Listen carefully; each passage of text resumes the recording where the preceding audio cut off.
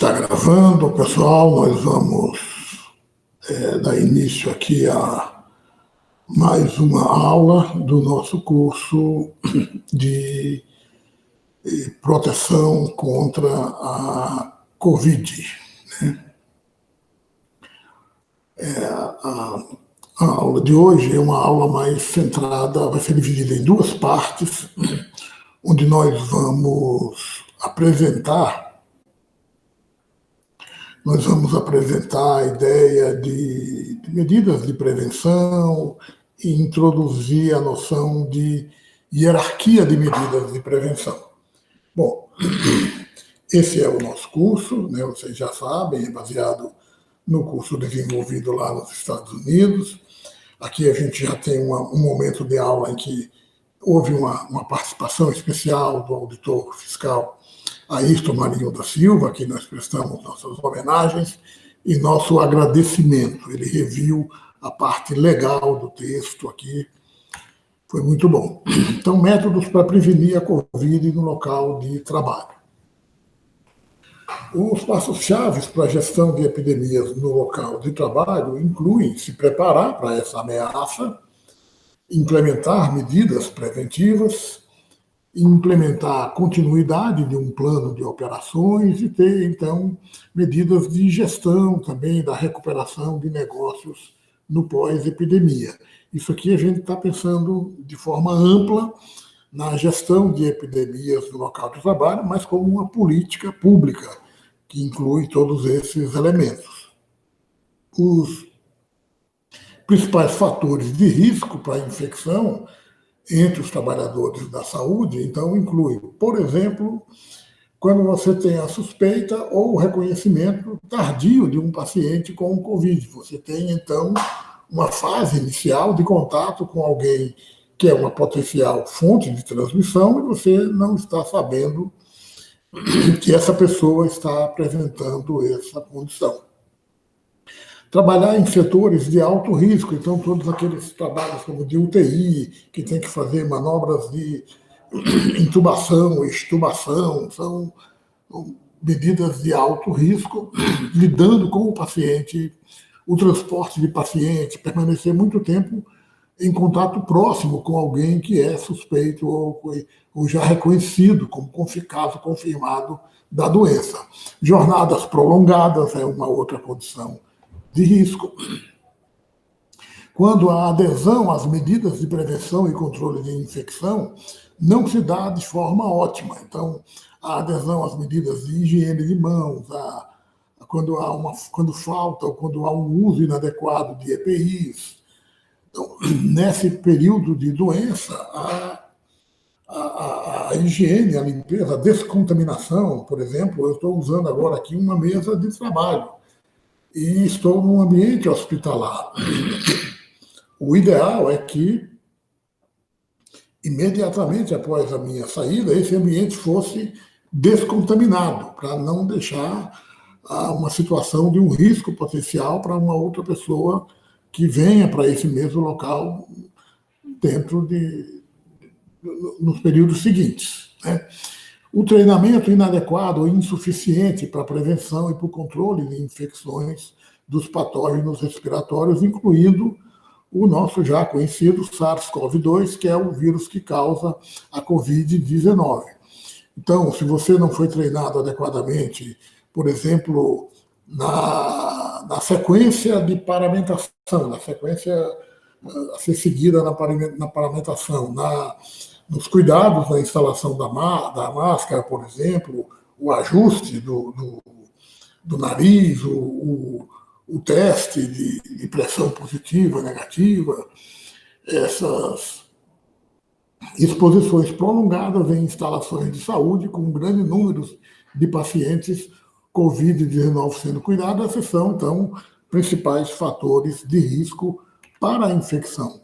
E a prevenção das infecções requer, então, um uso apropriado de medidas de prevenção de controle de infecções por todos os trabalhadores da saúde e pede-se um foco especial na adesão às práticas de higiene de mãos, de etiqueta, e de equipamento, do uso de equipamentos de proteção individual quando cuidando dos pacientes, mas não só quando está em contato direto com o paciente. Essa doença não é uma doença que se dá só no posto de trabalho, onde se tem uma interação com o doente. A transmissão aérea, essa é uma das condições de armadilhas desse vírus, que é dessa ameaça invisível que pode afetar o trabalhador da saúde. E, além dessas medidas, é muito importante a combinação com controles administrativos e ambientais, o respeito à hierarquia de medidas de controle de prevenção, inclusive, quando possível, medidas de eliminação da exposição, que nós vamos comentar ainda aqui nessa aula. A gente está vivendo já no Brasil uma situação de disseminação comunitária que pode impactar também todo o local de trabalho. Então, medidas de mitigação, por exemplo, incluindo o fechamento de locais de trabalho e evento, de locais onde há aglomeração de pessoas. Então, os estádios de futebol nos Estados Unidos, a Associação Nacional do Basquetebol suspendeu a temporada de 2020. Universidades, escolas, aqui mesmo na Faculdade de Medicina, a gente interrompeu aulas presenciais e está ensaiando o uso de outras estratégias de ensino. Trabalhadores de estádios, centros de arte, de outros locais onde se aglomeram pessoas, são potencialmente em risco de serem impactados, de serem infectados. O transporte público, os locais de convívio exigem cuidados especiais. Idealmente, deve ser mantida a distância entre as pessoas, devem ser adotadas práticas constantes de descontaminação e outros cuidados de prevenção que, não sendo respeitados, vão aumentar as chances da contaminação entre os trabalhadores. Uma coisa que é importante de considerar nos tempos de pandemia é que, por exemplo, aqui mesmo no Brasil, a gente discute a ajuda a trabalhadores que não, com a quarentena, com o fechamento de atividades, vão ficar as pessoas sem o acesso ao seu ganha-pão, à sua fonte de renda. Então, é muito importante, em política pública, estabelecer se vai haver uma forma de remuneração, de ajuda financeira a quem precisa.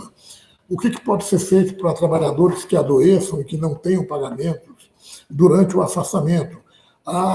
Principalmente os trabalhadores precários, com mais ameaças nessas situações, eles tendem a não se afastar do trabalho, mesmo apresentando sintomas, aumentando o risco de infecção nos locais de trabalho. Então, aqui dentro do hospital, é importante observar como é que se dá esse cuidado com relação aos terceiros, né? E como é que os trabalhadores podem lutar, por exemplo, com a situação de o impacto, por exemplo, se a escola ou a creche de sua criança fechar. Opa, e se a criança é posta em quarentena? Enfim, há uma série de outros impactos da doença que vão além da contaminação pelo vírus. O distanciamento social e a higiene básica, as regras de etiqueta básica, são muito importantes. Se está doente, deve ficar em casa.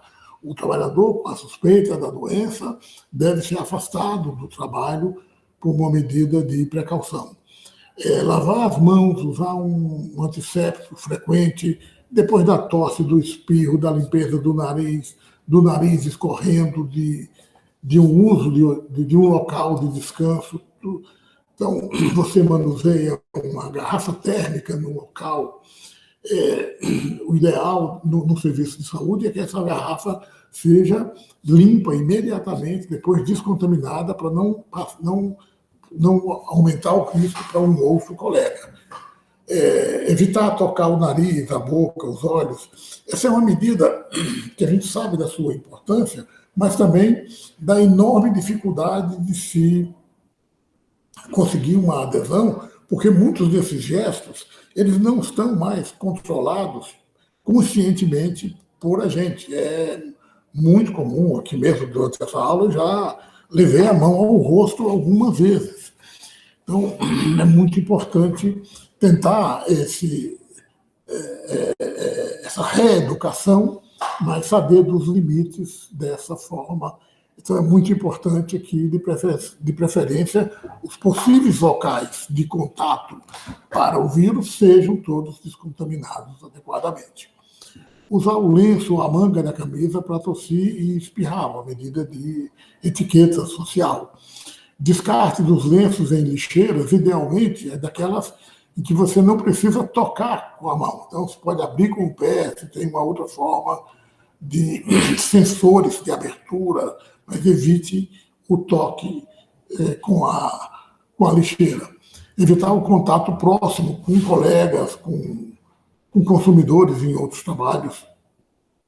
Evitar o aperto de mão, lavar as mãos depois do contato físico com outras pessoas, com superfícies. Então, são medidas que o que mais chama a atenção, que a gente mais deve prestar atenção, é o aumento da frequência e o cuidado de como é que deve ser feita essa lavagem de mãos.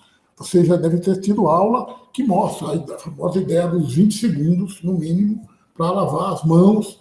Então, é esse ritual que, para algumas pessoas, pode parecer um cuidado excessivo e aí abre-se a guarda desnecessariamente. Esse slide mostra rapidamente uma ideia do impacto do distanciamento social. A gente já discutiu em outras aulas a famosa ideia do achatamento da curva, mas na situação em que a gente tem aqui em cima um infectado sem limitar contato, em 5 dias ele pode infectar 2 pessoas e meias, e em 30 dias tem infectado exponencialmente 406 pessoas infectadas.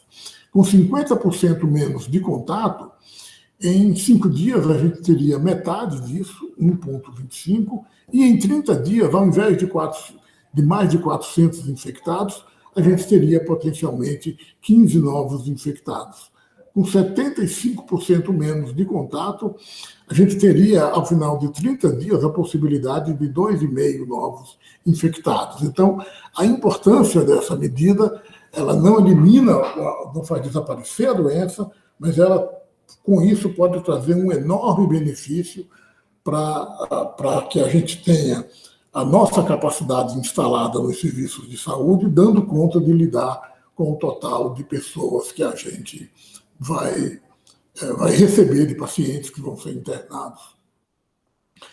Então, apenas um exemplo aqui do cuidado de evitar o aperto de mãos, e em algumas situações, principalmente nos primeiros dias, em que a gente vai sendo estimulado a adotar esse novo comportamento, a gente pode cometer, ir no automatismo e fazer o contato. A gente vai agora apresentar com mais detalhes a ideia da hierarquia de medidas de controle. E nessa primeira parte da aula, vamos rapidamente só apresentar o que é essa hierarquia. A ideia da hierarquia é que os serviços que são encarregados de oferecer a proteção devem iniciar com as medidas que sejam as mais efetivas de proteção dos trabalhadores. Então, na nossa hierarquia aqui, em primeiro grau, as mais efetivas, vocês estão vendo aqui nessa coluna à esquerda da tela, do menos para o mais efetivo. Então, o que é a medida mais efetiva? É a eliminação da situação de perigo, de risco. É uma remoção física do perigo. Então, se houver as medidas, a gente vai ver depois alguns exemplos, medidas que possam eliminar a presença física do paciente vindo ao hospital. Então, por exemplo, se eu instalo uma teleconsulta, medidas de substituição. Então, vou substituir o perigo. Ao invés de ter lá a pessoa com a doença, eu posso ter uma outra forma de atuação. Medidas de controle de engenharia. Então, as medidas de engenharia podem isolar as pessoas do perigo. Hoje em dia, todas as medidas de ventilação, de proteção no ambiente de trabalho, a ventilação exaustora com pressão negativa numa determinada sala para impedir que o ar da sala mais contaminada venha para os corredores. Hoje em dia há robôs, há rodos de ultravioleta tipo C, usados, por exemplo, para descontaminar ambientes de trabalho. Então, são medidas de engenharia que podem ir sendo adotadas. As medidas de organização e controle administrativo são medidas que mudam o jeito que o trabalho vai ser feito. Podemos, por exemplo, diminuir a jornada de trabalho. Se eu adoto uma divisão do hospital em setores Covid e não Covid, enfim, a gente vai ver alguns exemplos em seguida. E, por último, os equipamentos de proteção individual, que na legislação brasileira correspondem à última medida, à última barreira a ser adotada. No caso da doença, especificamente da Covid, do risco da contaminação biológica, essas medidas vão ter uma importância maior do que se dá a impressão aqui nessa leitura imediata da hierarquia de medidas de controle. Então, nós vamos continuar essa discussão na próxima parte dessa mesma aula e fico à disposição para a gente conversar com quem tenha dúvidas.